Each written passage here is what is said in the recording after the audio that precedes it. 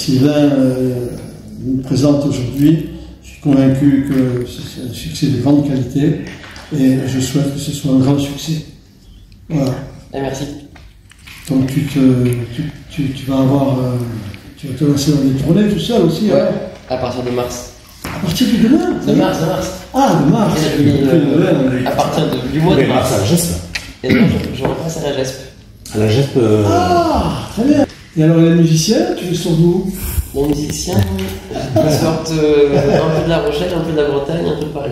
Ah, d'accord. Ouais, On sera pas nombreux sur tu ça. connais beaucoup de monde. Hein. On sera pas nombreux, on sera 4 avec moi. Ouais, c'est bien. C'est très bien. Quand je suis bien, je sais pas dire. Quand je suis heureux, je me demande pourquoi. Je me demande combien de temps. Pourquoi tu mets la radio là? Non, c'est ça. On va commencer par ça. Bon, alors on écoutera après. Bon, on va... Sylvain. Bah, en fait, ouais, l'album s'appelle 15h22.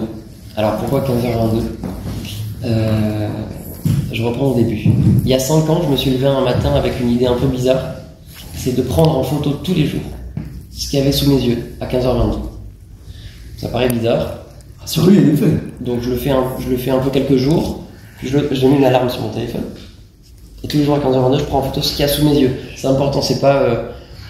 par exemple, si je vous regarde, je vous prends en photo. Mais si je regarde l'album, je prends l'album en photo. Il n'y a pas de recadrage, pas de réflexion. Et puis je fais ça quelques semaines, et puis je fais ça quelques mois. Et en fait, j'ai fait ça pendant 5 ans. Et je me suis retrouvé avec 2000 photos. Ah, putain. 2000 photos que j'ai ici. Mais qu'on retrouve en fait à l'intérieur. Ah, voilà. Alors il y en a que une cinquantaine ici. Mais en vrai, il y en a 2000.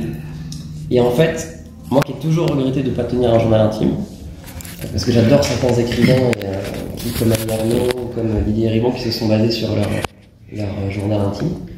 Et moi, j'ai jamais tenu ça. Et en fait, je me suis rendu compte au bout de 5 ans que j'avais tenu mon journal intime, mais sans un mot, en photo. Et c'est assez intéressant de le voir de manière chronologique, parce qu'on voit une jeune fille, et puis on n'en voit plus, on en voit une autre, on voit un chien, on voit une maison. On voit une oreille. On voit une oreille. Mais c'est plus la même qu'au début. On voit mon grand-père qu'on verra plus du tout par la suite. On voit un chien, on en voit deux, on voit plus qu'un. Enfin, il y a vraiment toute la vie qui défile. C'est vraiment toute ma vie qui est en photo. Bref, ça c'est mon projet photo. Je sais pas trop ce que je vais en faire à l'époque. Et il se trouve que quand je commence à écrire des chansons, après la post BDA, on y reviendra, mais j'ai fait quelques chansons. Et 1 an et demi après, quand je fais écouter ça à mon label, ils me disent que ça ressemble quand même beaucoup à un journal intime. C'est pas fun. Et donc je me dis que ce serait très intéressant de mêler les deux projets. Donc le projet photo, 15h22, et le projet musical, 15h22. Donc c'est 2 journaux intimes. Et comment j'ai fait correspondre les deux? Donc bien sûr visuellement, on peut retrouver le projet photo un petit peu un avant-goût dans l'album. Mais ce que j'ai fait aussi, c'est que j'ai glissé, en fait j'ai imprimé des photos, j'ai fait des tirages. Donc j'ai 2000 photos chez moi, en petit format comme ça.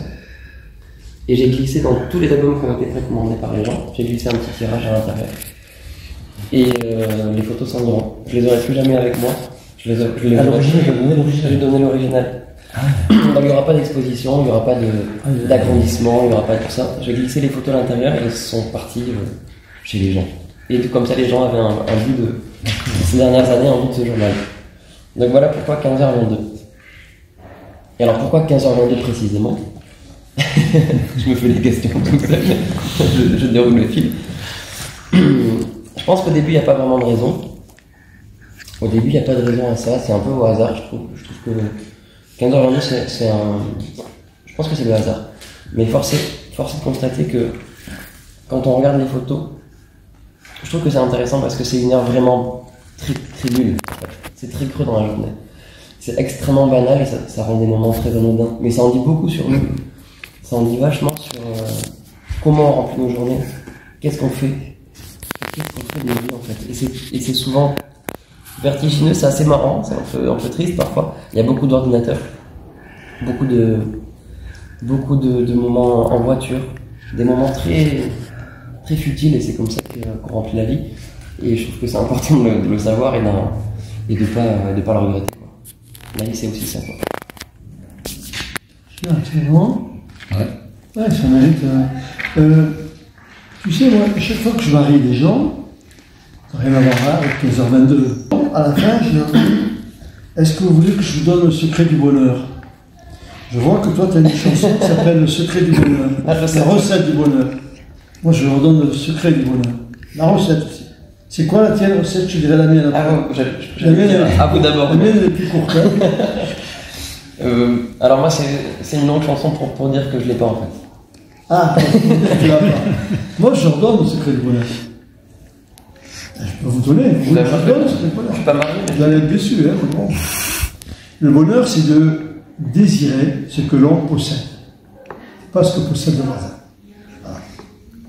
Le bonheur, c'est de désirer ce que l'on possède, toujours. Et je leur dis aux mariés, je souhaite que vous puissiez continuer à désirer toujours ce que vous possédez aujourd'hui, c'est-à-dire l'amour de l'un pour l'autre. Ça, c'est déjà un bon début, je trouve. C'est une vraie sagesse, là. Bah là, je dis que je l'ai pas, et que c'est peut-être ça aussi la recette du bonheur. C'est de ne pas l'avoir et d'en avoir conscience. De ne pas la chercher indéfiniment. Au sein d'un collectif, au sein d'un groupe, ou alors pour les autres, pour des artistes, interprètes, et jamais vraiment du coup à la première personne. Dans Boulevard Désert, c'est moi qui ai écrit les textes, mais il y avait tout le temps pas une volonté, mais j'avais à cœur en tout cas de pas trop en livrer de moi-même. J'étais porte-parole d'un collectif, quand je chantais avec eux, c'était pas mon nom du tout, c'était Boulevard Désert. Donc c'est vrai que j'ai jamais frontalement parlé de telle personne avec un prénom, de ma compagne, de mon père. J'allais pas dire je t'aime à mon père, j'allais pas parler du fait que j'ai pas d'enfant, j'allais pas convoquer toutes mes névroses dans une chanson, parce que c'était collectif et tout ça. Et je m'étais jamais posé la question de c'était possible ou pas. Là d'un coup, je me retrouve dans une situation où en fait les filtres que j'ignorais moi-même cèdent, tous les barrages cèdent. Et c'est vrai que ça a été pour moi une thérapie. J'ai vraiment parlé à la première personne de mes chiens, de l'accident que j'ai pu avoir il y a quelques temps, de mon père, de choses vraiment très intimes, c'est vraiment très personnel. Et ça, dans un autre cadre, j'aurais pas pu le faire. C'était assez intéressant parce que d'un côté, c'est beaucoup plus simple. Je ne demander l'avis à personne. Donc travailler en solitaire, dans la forme, c'est beaucoup plus simple. Ça, c'est assez génial. Et quelque part, c'est très difficile parce que ça bouscule énormément. Jusqu'où on va, qu'est-ce que je peux dire, est-ce que c'est pas un peu impudique, c'est assez vertigineux. C'est vrai. Est-ce qu'il y a une chanson dans cet album qui est pour toi un peu plus certaine? Est-ce qu'il y a une qui a été facile à écrire naturellement?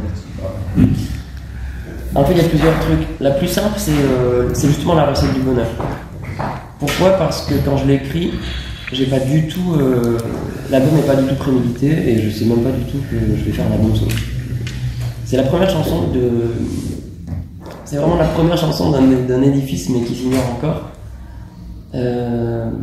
J'écris ça en me disant tiens, je pourrais peut-être la donner à quelqu'un, la proposer en tout cas à quelqu'un. Et je reparle du studio en me disant tiens, c'est la première fois que j'ai envie de parler une chanson. Souvent quand je suis constructif, j'écris une chanson et puis je la propose à des artistes. Et là je dis à mon pote avec qui j'écris, j'aimerais bien qu'on la propose à personne, ça va. Et je la garde.